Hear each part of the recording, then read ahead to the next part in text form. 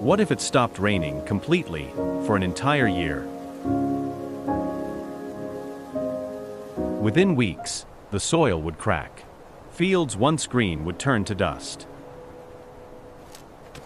By month 3, rivers would run dry. Wildlife and fish would vanish. Month 6, massive dust storms.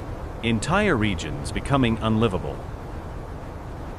Crops would fail. Billions would face hunger and water shortages.